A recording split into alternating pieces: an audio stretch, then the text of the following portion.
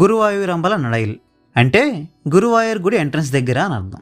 ఒకవేళ మీనింగ్ తప్పైతే నన్ను తిట్టుకోకండి, నేను వికీపీడియాలో ఏది ఉందో అదే చూసి మీకు చెప్తున్నా. ఈ సినిమా చూడకముందు మిన్నల మురళి డైరెక్టర్ బసిల్ జోసెఫ్ ఈ మూవీలో హీరోగా యాక్ట్ చేస్తున్నారని, పృథ్వీరాజ్ గారు ఈ మూవీలో ఒక ఇంపార్టెంట్ రోల్ చేస్తున్నారని విన్నా. తీరా మూవీ మొత్తం చూశాక పృథ్వీరాజ్ గారిది ఏదో కాసేపు ఉండిపోయే క్యారెక్టర్ కాదని, బసిల్ జోసెఫ్ గారితో పాటు ఈక్వల్గా ఉండే ఇంపార్టెంట్ రోల్ అని రియలైజ్ అయ్యా. సో ఇంతకీ ఈ మూవీ ఎలా ఉందో ఒక్క మాటలో చెప్పాలంటే, సరదాగా వైలెన్స్లు వల్గారిటీలు లేకుండా సాగిపోయే ఒక వాచబుల్ ఫ్యామిలీ ఎంటర్టైనర్ ఈ మూవీ. బట్ ఆఫ్ కోర్స్ ఈ మూవీలో కొన్ని లోపాలు కూడా ఉన్నాయి. మూవీ స్టార్ట్ అయిన పావుగంటకే ఈ మూవీకి సంబంధించిన మెయిన్ కాన్ఫ్లిక్ట్ పాయింట్ ఏంటనేది రివీల్ చేస్తారు. అక్కడి నుండి రిమైనింగ్ మూవీ అంతా కూడా ఆ పాయింట్ని బేస్ చేసుకుని నడుస్తుంది. ఆ కాన్ఫ్లిక్ట్ ఏదైతే ఉందో అది కొంచెం ఇంట్రెస్టింగ్గా, అట్ ద సేమ్ టైం ఎంటర్టైన్మెంట్ని ప్రొవైడ్ చేసే స్కోప్ ఉన్న విధంగా ఉండడం వల్ల సెకండ్ హాఫ్లో కొంత భాగం వరకు కూడా హ్యాపీగా నవ్వుకుంటూ ఈ మూవీని చూస్తాం.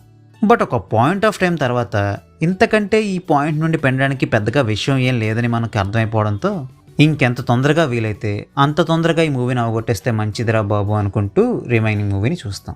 మూవీ ఎండ్ అయ్యే వరకు కూడా ఫన్ మోడ్లోనే ఉంటుంది కాబట్టి పెద్దగా బోర్ ఏం ఫీల్ అవ్వం.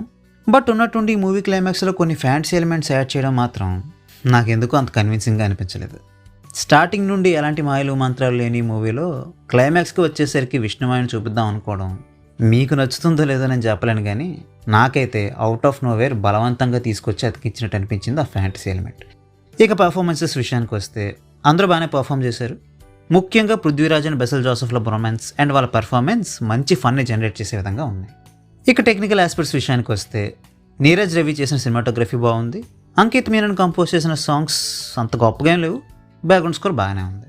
సో ఫైనల్గా ఈ మూవీని నేను మీకు రికమెండ్ చేస్తానా అంటే, ఇంతకు ముందు చెప్పినట్టు పెద్దగా స్టోరీ అంటూ ఏమి లేకపోయినా పర్వాలేదు, వైలెన్స్లు వల్గారిటీలు లేకుండా ఒక మంచి కామెడీ మూవీ చూద్దాం అనుకుంటే ఈ మూవీని ఒకసారి చూడడానికి ట్రై చేయండి. ఈ మూవీ ఐనాక్స్లో విత్ సబ్ టైటిల్స్ ప్లే అవుతుంది.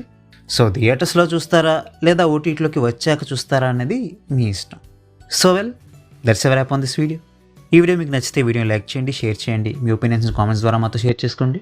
మరిన్ని మూవీ రివ్యూస్ కోసం ఛానల్కి సబ్స్క్రైబ్ చేసుకోండి. We will meet you next video. Thanks for watching.